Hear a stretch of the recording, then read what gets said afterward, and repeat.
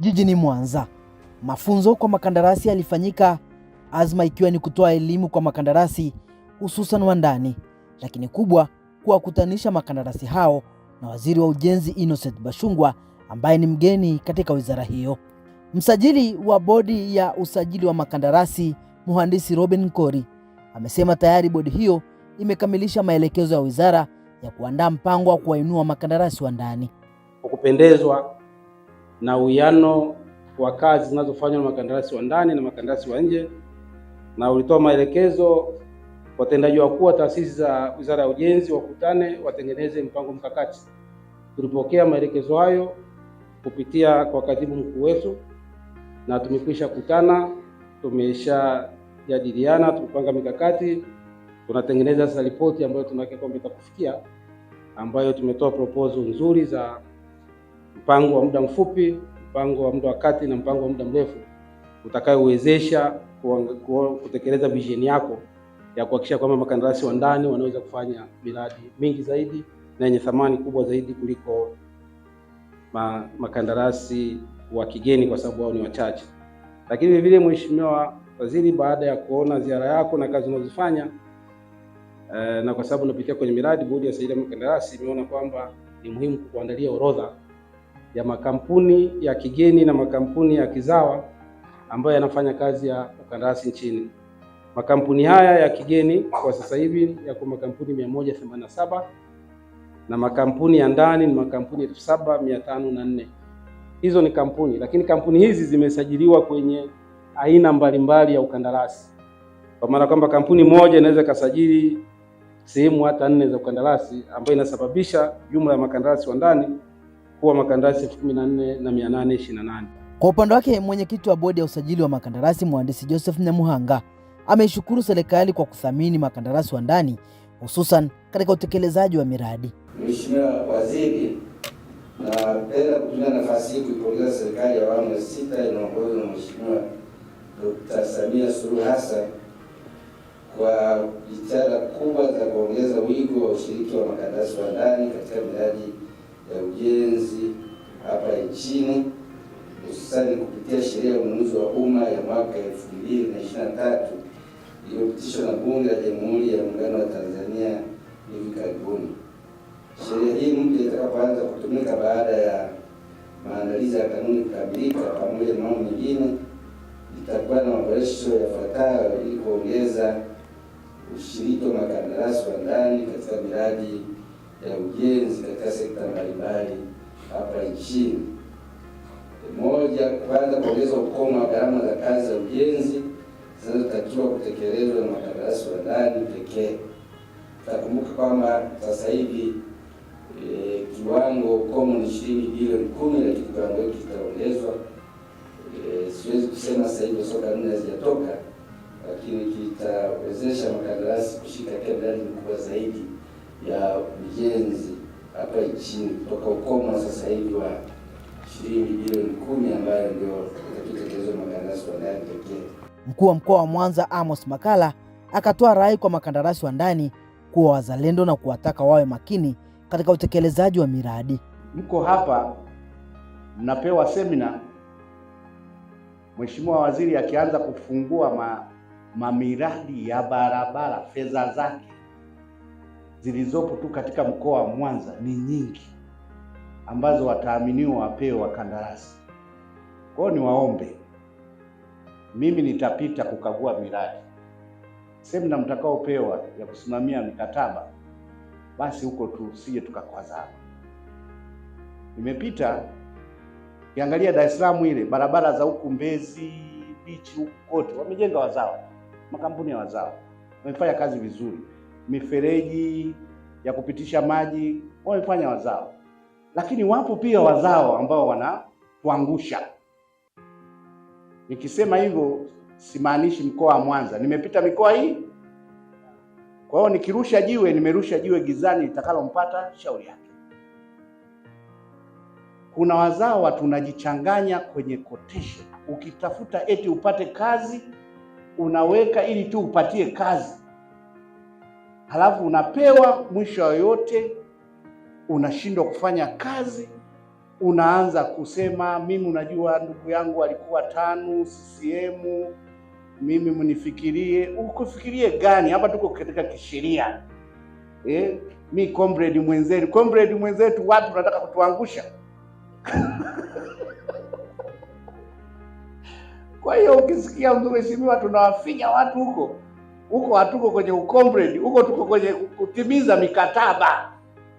Kwa hiyo kama kazi ifanye, nenda uwe fair, nenda katika soko, shindana, pata kazi.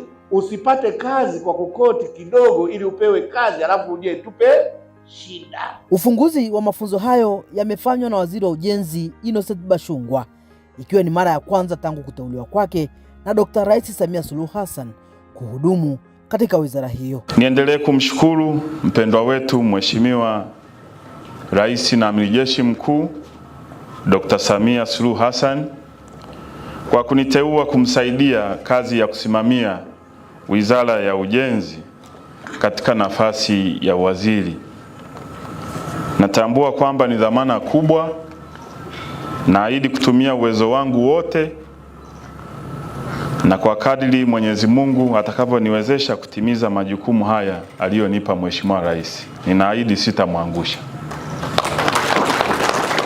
Nilikuwa nasubiri siku kwa hamu sana, maana toka ni Mheshimiwa Rais ameniteua nimsaidie kama waziri wa ujenzi, nimekuwa nikifanya desk work huku nauliza maswali mengi kama wenzangu walivyosema.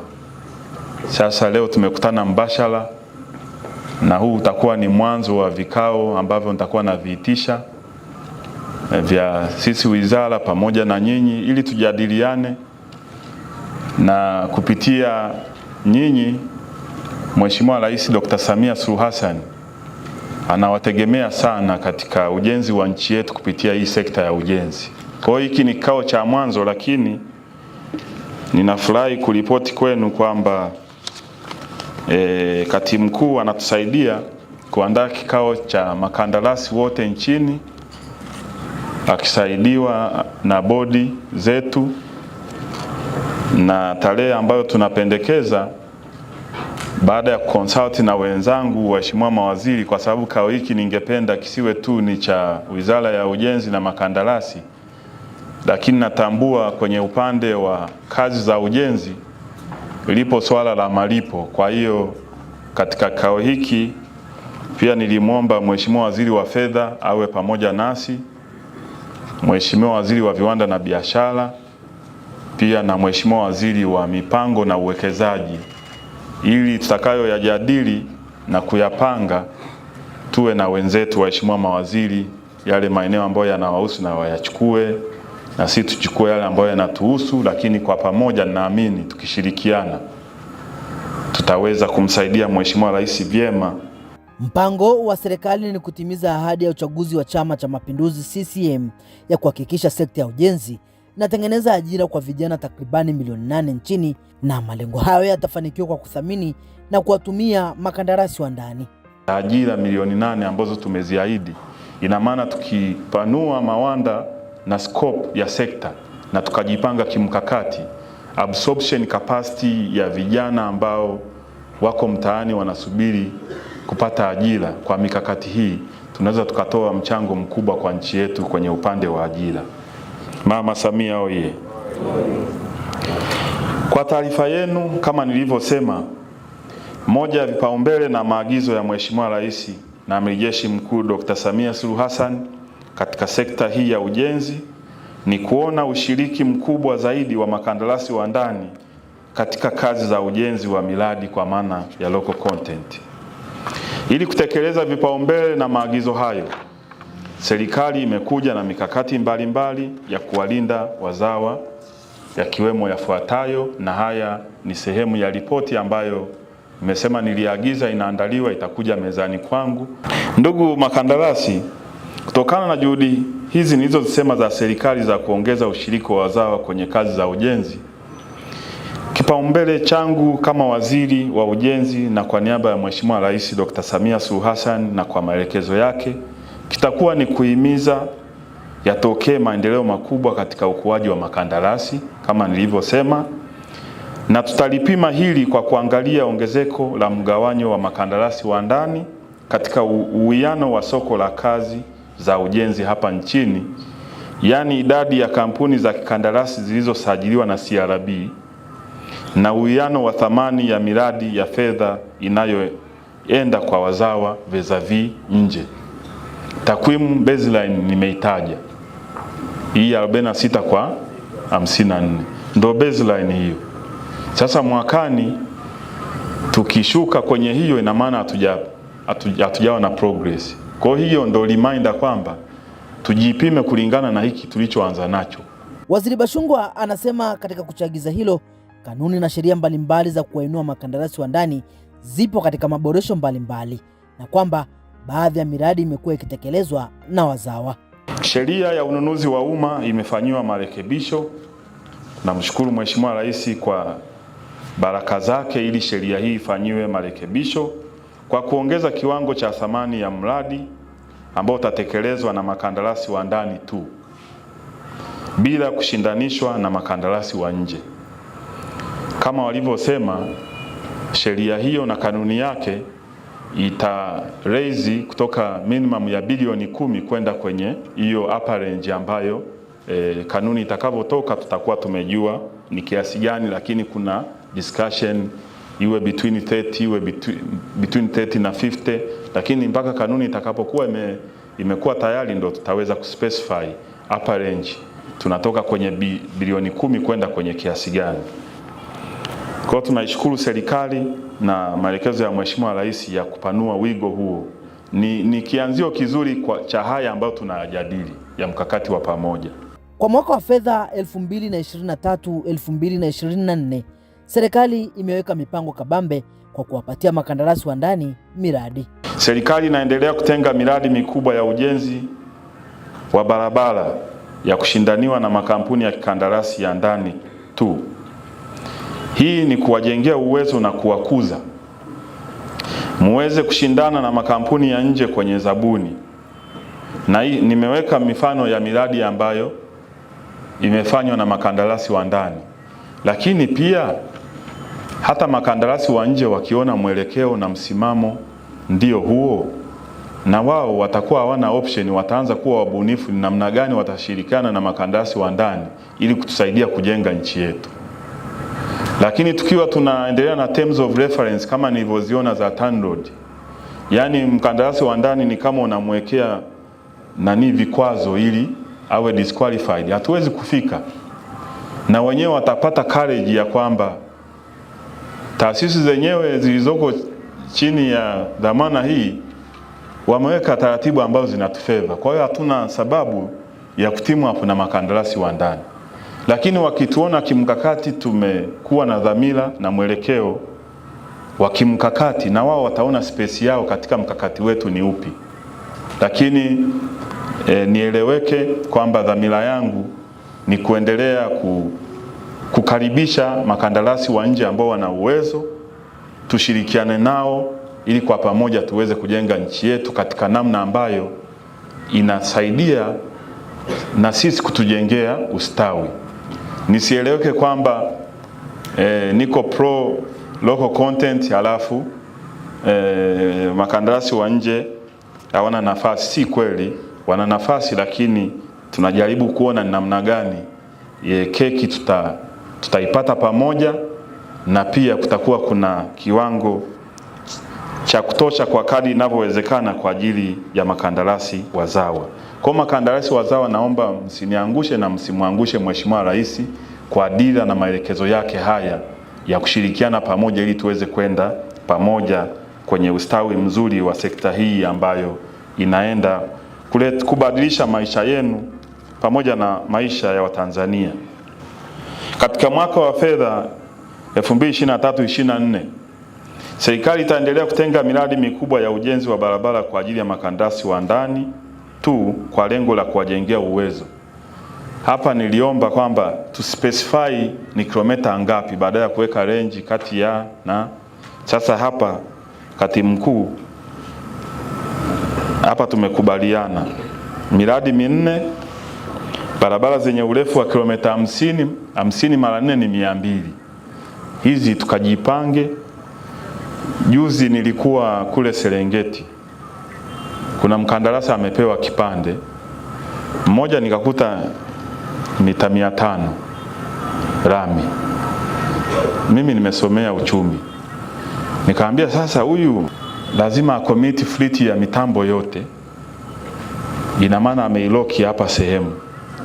Ikiwa kilomita 1 inaweza ikampa margin nzuri, kwa sababu gharama ya kumove mitambo kutoka hapa kwenda kwenye kipande kingine ka 500 ni gharama kubwa.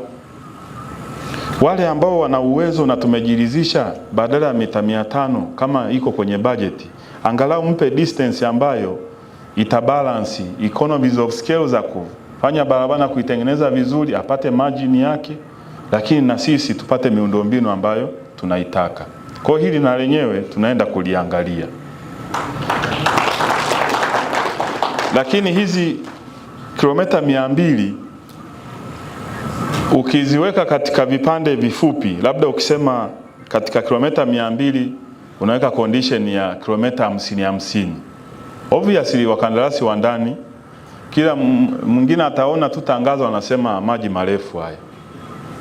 Lakini ukiviweka katika vipande labda 5 kulingana na uwezo, huyu 10, najua wapo wenye uwezo wa kwenda 20 na zaidi, kesi zipo, takwimu zipo. Hizi 200 unaweza ukakuta tunazifanya vizuri, na inakuwa ni case study ya kwamba Watanzania tunaweza chini ya jemedali wetu Dr. Samia Suluhu Hassan. Kwa hili katibu mkuu tusaidie, tuanze nalo, mkae muangalie realistically na from the practical point of view, tunawezaje kuwapanga hawa kwa kufata sheria za manunuzi zilizopo, kwa kufata uwezo wao, na tukasite kama baseline kwamba makandarasi wa ndani tuliwa trust katika hizi 200. Zitakapokamilika twende tuzikague. Wale ambao wamefanya vizuri ndo promotion yenyewe, maana utasite kwamba mimi kwenye zile 200 nilijenga kipande changu, ona ndo, yani ndo unajibrand. Serikali pia imesema inatoa kipaumbele kwa makandarasi wanawake kwa kuandaa miradi maalum ambayo watatekeleza. Wakina mama hatujawasahau, yani kandarasi wakina mama peke yao.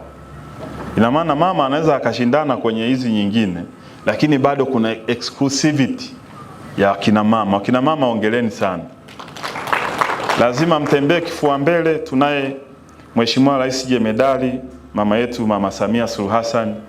Kwa hiyo hizi privileges aziji kila wakati. Wakina mama, huu ni wakati wenu, na lazima muwiwe kumunga Mheshimiwa Rais kwa 100%, kwa sababu unaona privilege zinakuwa kuna umaalumu. Hizi 200 kandarasi za kina mama mnashiriki kama wengine, lakini bado kuna kilomita 20 za barabara zimetengwa kwa ajili ya makandarasi wanawake, ambapo zitagawanya katika vipande vya kilomita chache ili kazi hizo ziweze kushindanishwa na makampuni ya wanawake peke yao. Hongereni sana wakina mama. Waziri Bashungwa akatoa rai umakini kuzingatiwa katika utoaji wa miradi. Pia amepanga kukutana na makandarasi wote wa ndani ili kujadili fursa na changamoto zinazowakabili ili serikali ziweze kuzitatua. Nawasa makandarasi wote kuzingatia sheria, kanuni na taratibu zote za ujenzi katika utekelezaji wa majukumu yenu. Lakini pia kwenye hili nimwambia TANROADS, tunapoenda site, wewe lugha ya mkandarasi, mwache mkandarasi ajitetee au ajieleze, lakini wewe usiwe sehemu ya kumsemea mkandarasi. Kazi yako ni kuwatetea na kusimamia hela ya walipa kodi ya Watanzania. Kama mkandarasi hela aliyopewa tunapata thamani yake. Lakini ukienda site unaanza kusema unajua mkandarasi nini, mwacha ajisemee, wewe sio kazi yako. Kuna mkandarasi nilienda kule Kyela, tumempa kilomita 32.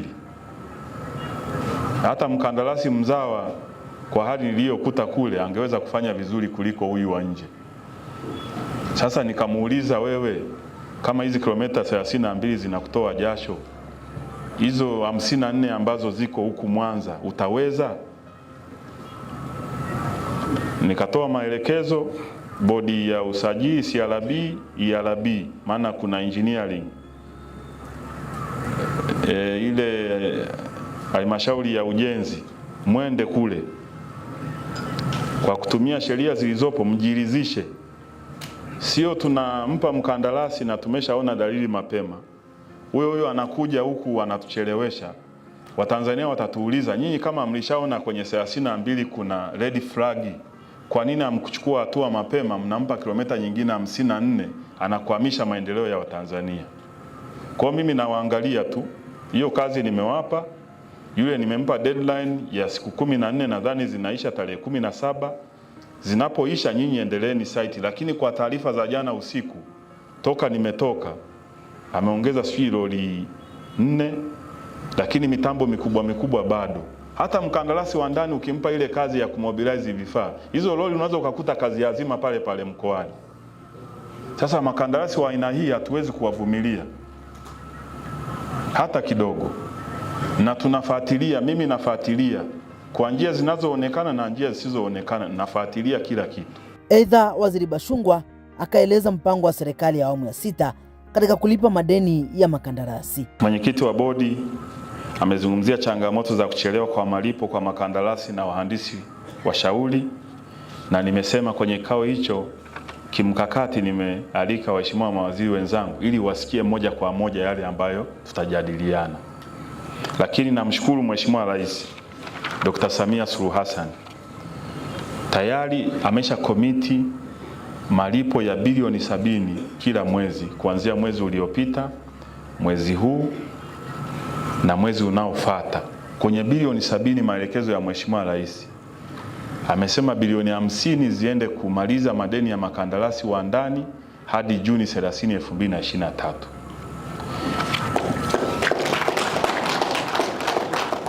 Kwa takwimu tulizonazo ambazo Mheshimiwa Rais baada ya kuzipata akatoa maelekezo haya, makandarasi wa ndani hadi Juni 30, 2023, kwa taarifa ambazo ziko serikalini, mlikuwa mnatudai bilioni 167.2.